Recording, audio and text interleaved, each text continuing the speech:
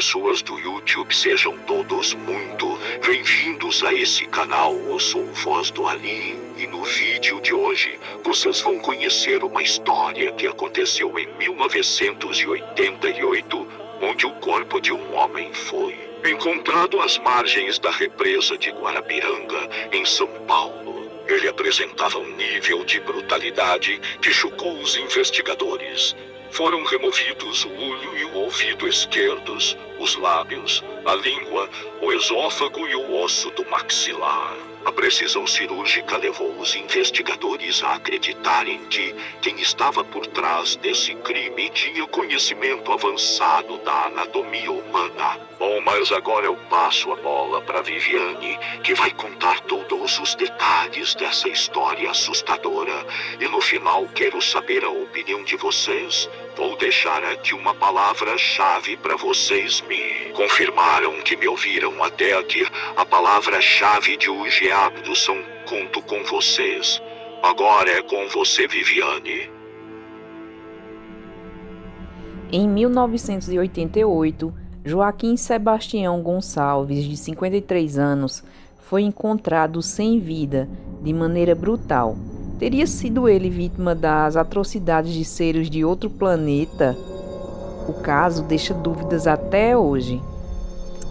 E esse vídeo foi indicação de alguns dos nossos inscritos. Entre eles teve o Luiz Almeida e a Inês Vitória. Valeu, pessoal, pela indicação. Fica aqui minha gratidão. Agora bora lá para a nossa história de hoje. Em 1972, o astrônomo norte-americano John Allen criou 3 categorias para classificar os possíveis encontros entre seres humanos e entidades alienígenas.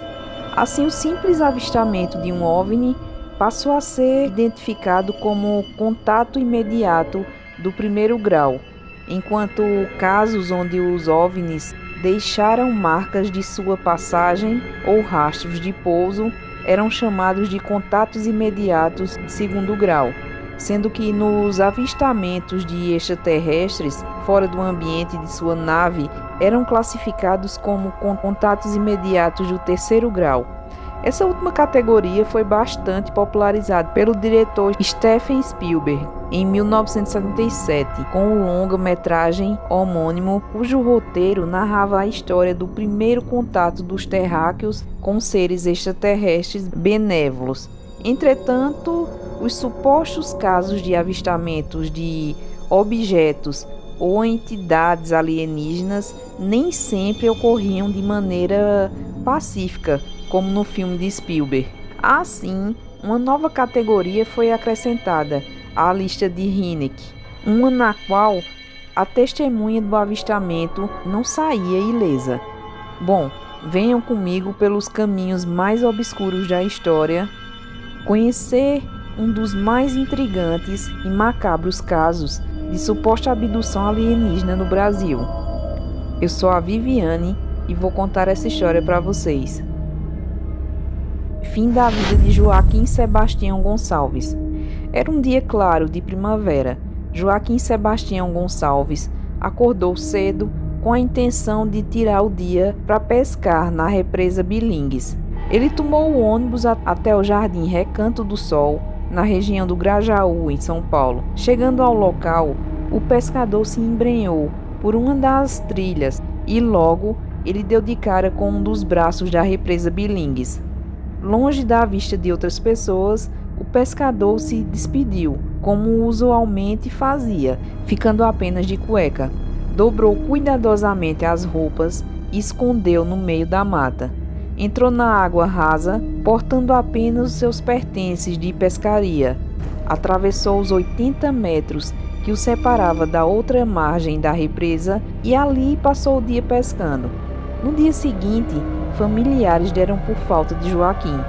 Durante aquela semana, um garoto local que caminhava a esmo pela mata, caçando passarinhos com seu estilingue, avistou um cadáver em uma ilhota repleta de urubus. Ele fugiu aos tropeços de lá, avisou aos moradores nas proximidades que imediatamente acionaram a polícia.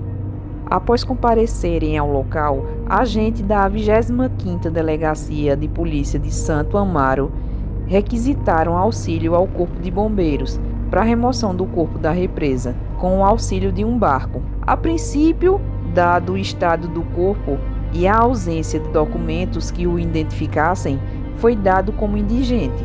Somente algumas semanas depois, o corpo foi identificado. Informações adicionais dos familiares deram conta de que Joaquim tinha 53 anos de idade, sofria de epilepsia, tomava remédio controlado, mas lamentavelmente bebia muito. Tanto o relatório oficial da Polícia Civil como o laudo do Instituto Médico Legal de São Paulo concluíram a mesma coisa.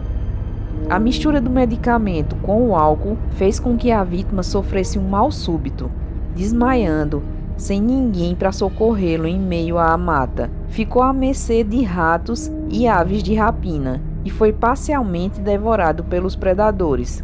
Erroneamente, registraram ainda que o corpo havia sido localizado na represa Guarapiranga. À época, talvez por se tratar de pessoas desconhecidas, alguns dos mais intrigantes aspectos do caso passaram despercebidos pela imprensa e não foram devidamente esclarecidos. Dada sua estranheza e o desinteresse dos familiares, os responsáveis legais opinaram por finalizar a investigação. Mistério sem solução. E assim, o caso permaneceu encerrado até setembro de 1993, quando a revista UFO, em sua edição número 25, publicou o estranho caso da represa Guarapiranga, como uma temida sequência das mutilações de animais investigadas pela pesquisadora Encarnação Zapata Garcia. Um ano depois, na edição 32 da revista, o novo artigo da pesquisadora vinha levantar dúvidas sobre alguns dos pontos mais inverossímeis e controversos dos laudos oficiais. O caso foi noticiado posteriormente pelo jornal Notícias Populares, em abril de 1997, e na revista Extra, em agosto do mesmo ano. Fato que, não obstante o sensacionalismo exagerado dos semanários, levantou perguntas ainda mais intrigantes.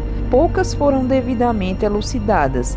O primeiro esclarecimento, contudo, veio em outubro de 1997, quando o pesquisador e jornalista Saulo Gomes, que também investigou o caso Guarapiranga, anunciava em primeira mão que a insólita ocorrência sucedeu na represa Bilingues e não na represa Guarapiranga, o que jamais foi explicado tanto pela perícia legal como pela casuística ufológica, está fartamente documentado e registrado nos laudos do IML, com fotografias coloridas tão hórridas quanto intrigantes e que desafiam e constrangem as mais firmes opiniões.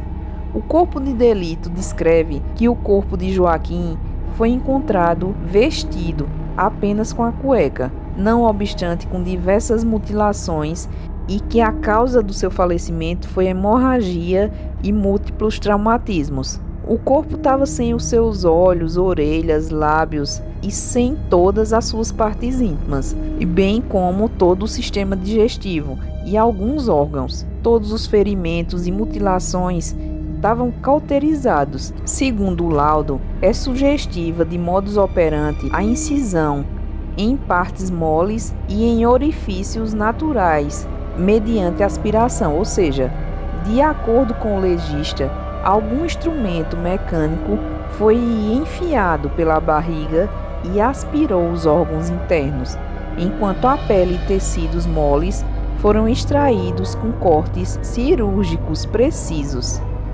O mais alarmante de tudo é que o corpo apresentava sinais de reações vitais. Joaquim ainda estava vivo enquanto tudo isso acontecia. Dadas as cauterizações, não houve perda de sangue e o laudo do exame químico toxicológico sangue não revelou traços de qualquer substância alcoólica ou tóxica. Segundo alguma das autoridades envolvidas, Joaquim pode ter desmaiado por estar na região da fulminação de um raio, o que explicaria as queimaduras. Sobre as mutilações do cadáver, as mesmas autoridades acreditam a animais selvagens.